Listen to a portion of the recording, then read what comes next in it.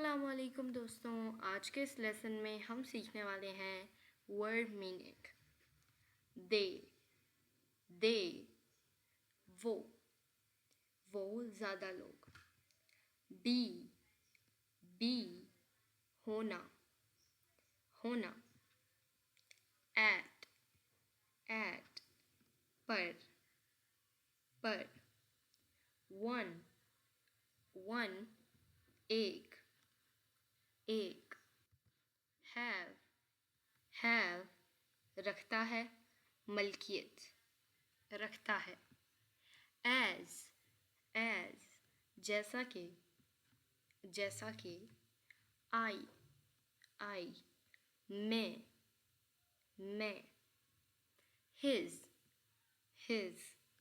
उसका, लड़के के लिए इस्तेमाल होता है, उसका। दैट, वो,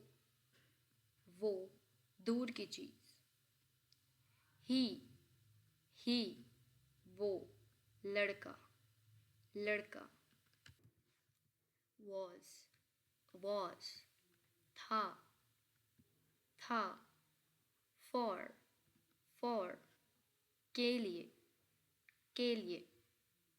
on, पर।